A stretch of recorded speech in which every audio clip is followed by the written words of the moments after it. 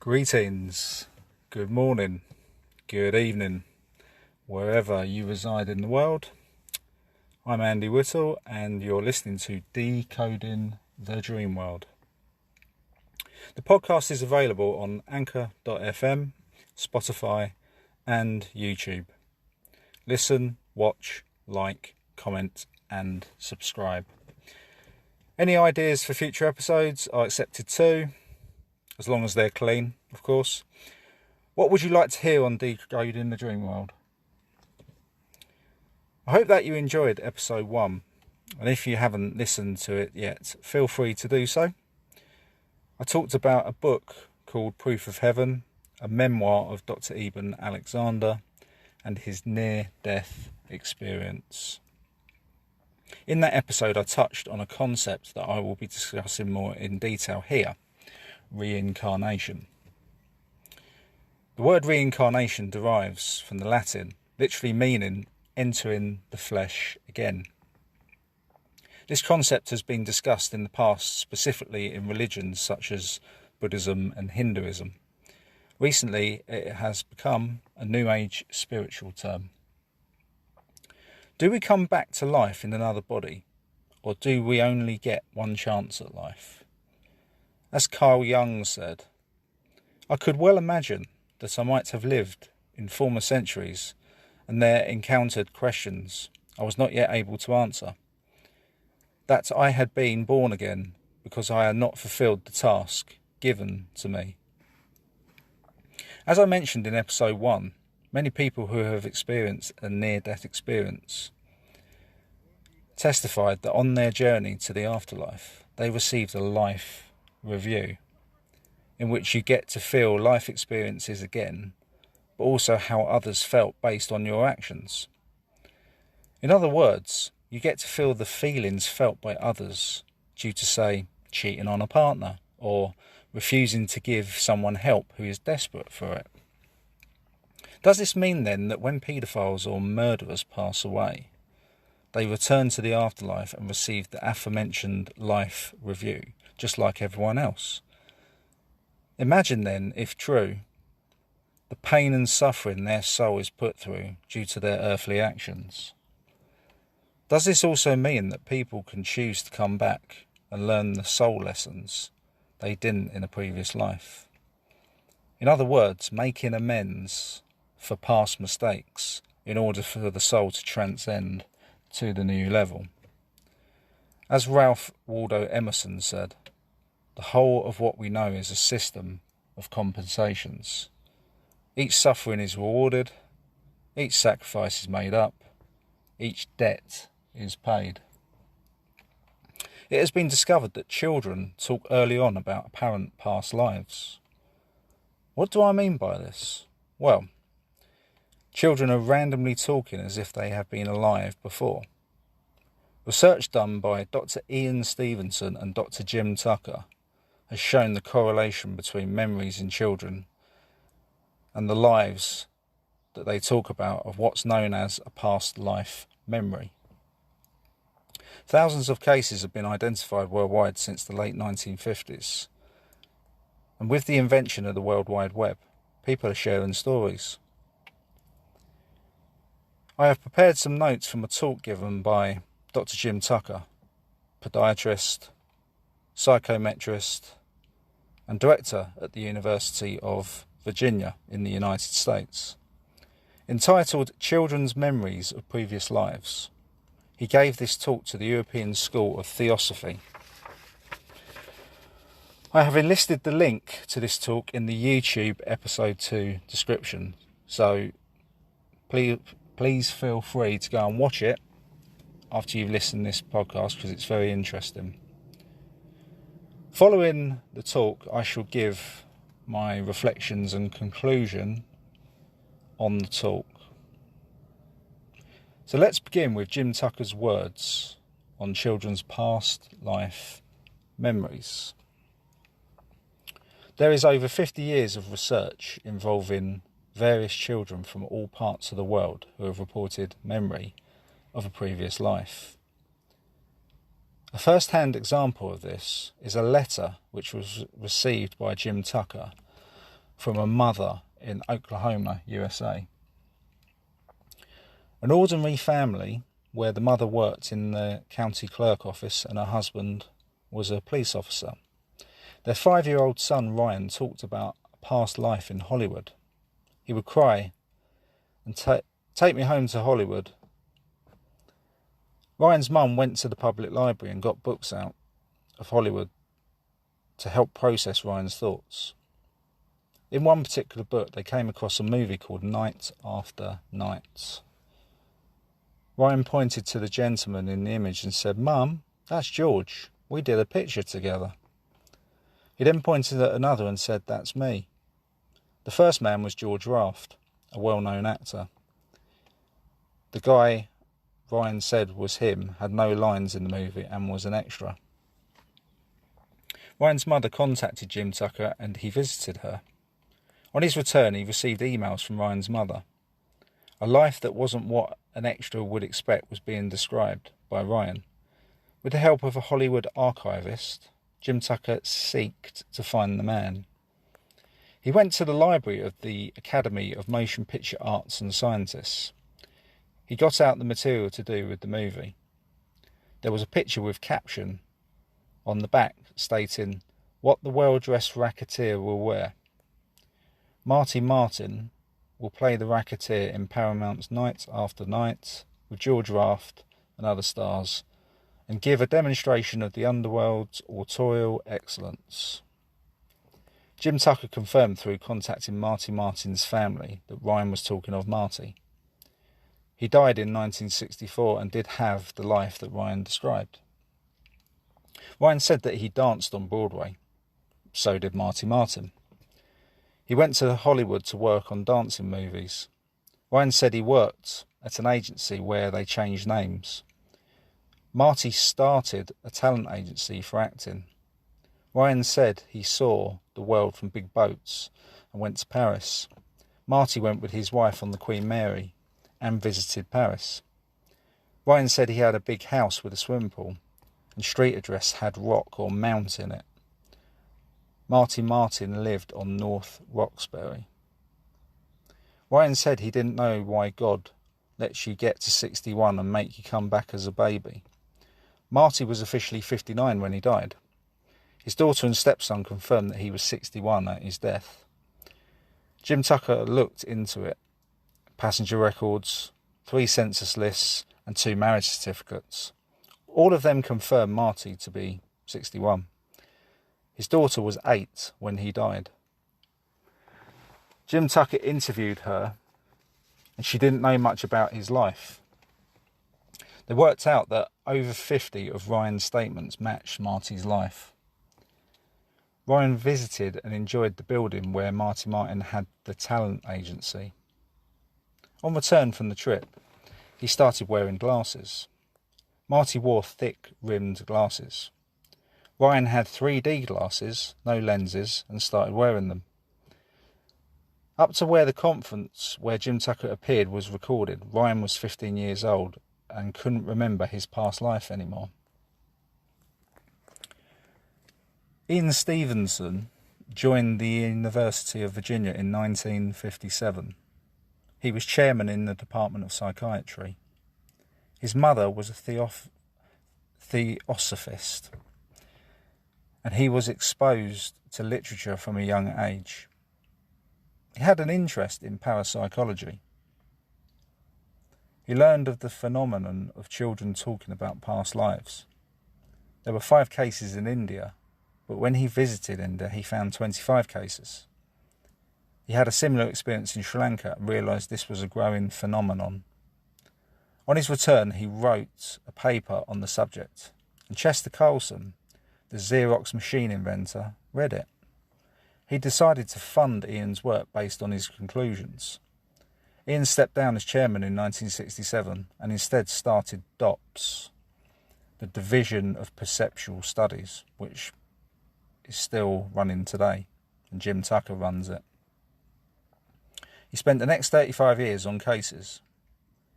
He visited mostly Asia and took the methodical approach, no assumptions of reincarnation. He would look at the child story, whether it matched up with previous life, and whether they could have picked up the story by other means. This followed with many books and papers written on the subject. A review stated, "He has presented data that cannot be ignored." As discussed on near-death experience in episode 1, mainstream science likes to ignore and bury data. Data did get ignored, but Ian carried on. There was widespread criticism because he was the only one finding cases. So, he found 7 psychologists and 1 anthropologist to carry out independent study. Jim Tucker got involved as a child psychologist in the late 1990s. Ian retired in 2002 and died in 2007. He worked right up to his death. In a paper called Half a Career with the Paranormal, he published these words: "Let no one think I know the answer. I am still seeking." A recent study, as at the conference, was performed by DOPS on psychic mediums hooked up to EEG measuring brain activity whilst they tried to contact the dead. I'm trying to actually find this study so that I can reveal the actual data that was collected from it. I should be able to find this and actually present this in a podcast in the future. Spontaneous events of children speaking about past lives are on the increase. No child has been subjected to hypnotic regression. They lead ordinary lives, not kings or queens or famous people. The average age between death of the previous life and the child speaking of it is 4 years. The most occurring part is the child speaking of being a family member. It's known as an unsolved case, when a child speaks of a life and then that life can't be identified. 2/3 of cases are solved, meaning they've identified the life. In 70% of cases, the cause of death is unnatural means, e.g. combat, murder, suicide, etc. Cases are coded with 200 variables to put into the database. 2,000 cases are in the database, and the unnatural deaths tend to be in younger people. There's something about dying young or dying violently that makes these children remember the past life more likely. 2,500 researched studied cases from around the world. Interestingly, the place where it occurs most is in cultures that believe in reincarnation. Cases have been found everywhere other than Antarctica. It's harder to find in the West as families are embarrassed by children talking about past lives. However, it's easier to find elsewhere as parents talk. Ian Stevenson wrote a book called European Cases of the Reincarnation Type, and I would suggest that you have a look at it when you get the chance. More and more USA parents coming forward now since the internet was invented. Between 10 and 15 families per month reporting cases to DOPS. Jim Tucker now focuses on USA cases as he feels this would get more attention. There are cases coming from families who don't believe in reincarnation. The children from the US are proving it's not a cultural phenomenon. They looked into whether these memories are due to psychological disturbances. It turns out the children are intelligent and verbal, but not disturbed.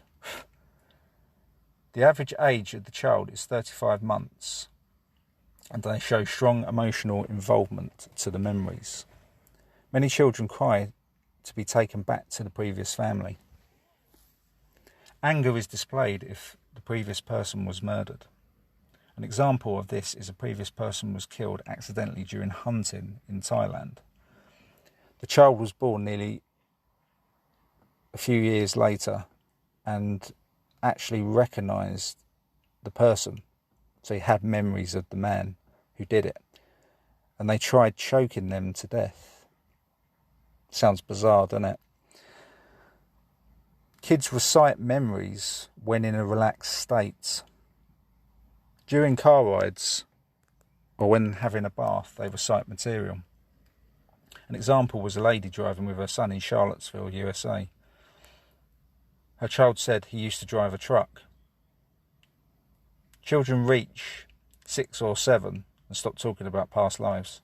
They appear to lose their memories. A study has been carried out on adults who had memories as a child, and they still have past life memories. They focus on things at the end of the previous life. 3/4 described the death of the previous person in a traumatic recall. Some children recall previous lives by talking about their spouse and kids instead of parents. Memories seem to continue where they left off in the previous life. Some 20% of children go to lengths of talking about what they did between lives, the previous and the current one. This shows a relationship between consciousness, the afterlife, and reincarnation. It's all connected. Children describe funerals accurately and also talk about going to heaven, consciousness surviving body death. They describe other realms like heaven, confirming what Ibn Alexander said from episode 1. They furthermore state that they chose their parents in this life or have been guided to specific families. The idea that the soul guides itself to where the next experience is that it requires.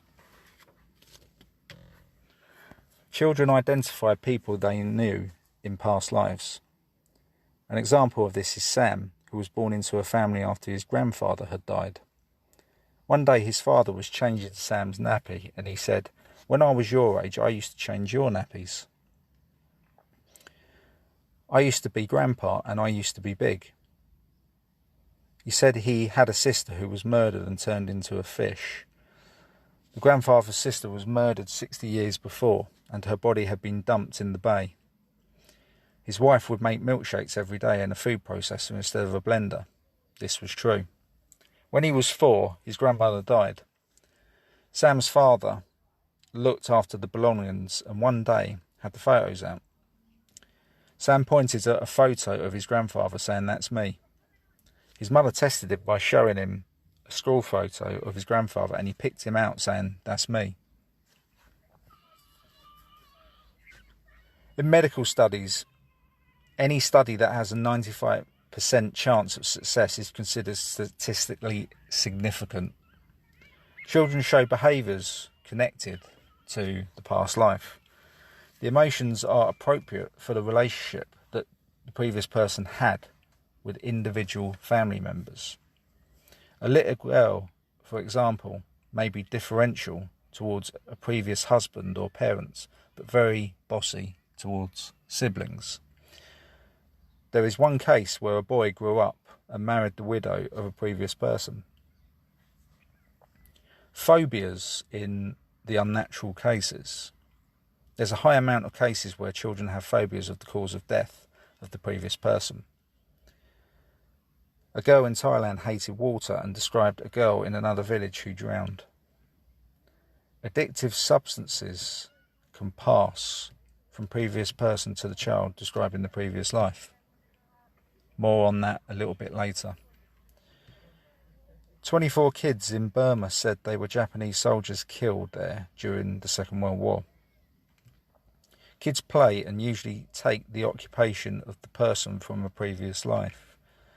A little boy kept playing as a biscuit shopkeeper, and later it turned out his previous life was a biscuit shopkeeper.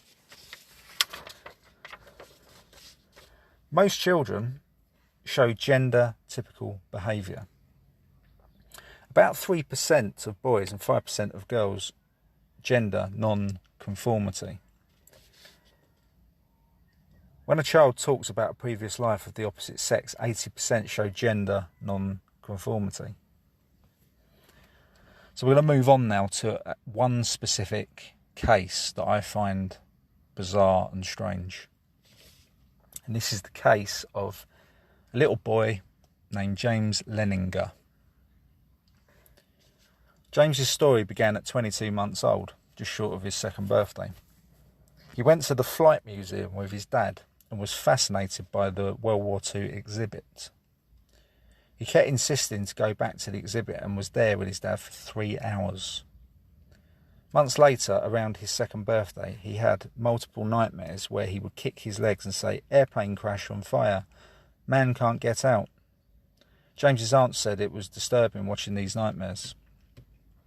James would play with toy airplanes and say, "Airplane on fire," and slam it nose first into the coffee table. His parents were very tolerant of him as the coffee table had severe dents from James doing this. This is known as post-traumatic play. James looked like a traumatised child, and his parents had a talk with him after his 2nd birthday about the material he was coming out with. The plane had caught fire, shot down by the Japanese. He flew a Corsair, a special plane which was developed during World War II. After publicity of this, skeptics said that James had seen the Corsair at the museum. James's dad said it wasn't there when they visited, and Jim Tucker proved this as the museum's Corsair had crashed at an air show and hadn't been replaced for 3 years. James said that he had flown off a boat. His parents asked the name and he said Natoma. James's dad found out that the USS Natoma Bay was an aircraft carrier stationed in the Pacific during World War II. James was asked his name during this time, and he would say, "Me or James?" Who else was there? Jack Larson. When James was 2.5, his dad bought a book on Iwo Jima for his grandfather. When his dad looked at it, James sat down and said, "That's where my plane was shot down." His dad was amazed as the story developed. He learned that Natoma Bay was at Iwo Jima. James got old enough to draw, and he drew planes and battles, always signed them when complete with James 3. Parents thought 3 was his age, but when asked he said, "No, I'm James 3. When he was 4.5, his father attended a Natoma Bay reunion. He learned Jack Larson was still alive and had been on the ship. James's dad met him. He learned that only one pilot had died from that ship at Iwo Jima, a young man from Pennsylvania called James Houston. This means that James Leninger is remembering the life of James Houston. You can compare both. James spoke about the family life pre-war, but there's no documentation of those statements before Houston was identified. Let's have a look at the key evidence. Number 1. Pictures were signed James 3. James is actually James Leninger III. So of course his dad is James Leninger II, and his grandfather is James Leninger I. James flew off the Natoma. James Houston flew off the Natoma Bay. James flew a Corsair. Houston flew a Corsair, but was on another plane when it crashed. He was part of a squadron who tested the Corsair for the Navy. James said he was shot down by the Japanese. Houston was shot down by the Japanese. James said he died at Iwo Jima. Houston was only pilot killed off the Natoma Bay at Iwo Jima. James said, "My airplane was shot in the engine, crashed in the water. That's how I died." Eyewitnesses said Houston was hit head-on in the engine. James had nightmares on a plane crashing and sinking in the sea. Houston's plane crashed and quickly sank. James said Jack Larson was there. Jack Larson was in the plane next to James Houston the day he was killed. Very, very bizarre. But all this is true. And there's videos available on YouTube of Jim Tucker talking about this case. But also, there is a video on YouTube of James Leninger at the age of 20, which is quite recent actually, of him talking to Oprah. And he still has some memories of this past life memory, even at the age of 20. So I'll move on to the reflections and conclusions. Further literature on this subject. Children Who Remember Previous Lives by Ian Stevenson. This is a book that's available at Amazon. I haven't read it yet, however it has been recommended to me by various sources. Ian Stevenson dedicated his life to the study of past life memory. His memoir details cases and the clinical study of reincarnation. Jim Tucker has his own book out there entitled Life Before Life, a scientific investigation of children's memories of previous lives. As you can see with Jim Tucker's words, there is correlation between reincarnation, children's testimony of past lives, and the afterlife. If these kids are making it up, then how are they so accurate on the previous life and able to talk about it and what they did between lives if there's no apparent afterlife? This is evidence that consciousness survives the death of the body. This evidence has been dismissed previously. Children are so accurate with their descriptions of past lives. Anyone would think an adult is stark raving bonkers if they come out with this stuff. Look at the central body of evidence in Jim Tucker's presentation. The child Ryan claiming to be Marty Martin, a Hollywood motion picture extra, and the accuracy of the past life confirmed by Marty's daughter and stepson. The child Sam claiming to be his father's father, who died just before he was born, and after his grandmother died, pointed out his grandfather in pictures where he was a young man. Is this just a coincidence? Nothing to worry about? I would suggest to you all that there is a lot of validity in what they're saying, but mainstream science, as I've mentioned before in episode 1 with near-death experience, it needs to study this further. Addictive substances can pass from a previous life to the child. That could happen anyway, couldn't it? Think about it. All this addiction in the world might not necessarily be someone's fault in this life. It could be residue of the soul in the body. You just don't know. Behaviours can pass from the previous life into the child in this life. I find that very interesting, because we all have behaviours, and some of them we don't know where they come from. We could all possess aspects of a previous life even though we don't have past life memories. What about dreams? Some of us think so vividly. Could this be stored memories in our souls? In the discussion about gender conformity, could children feeling that they're in the wrong body at an early age be actually talking about a previous life that they just had?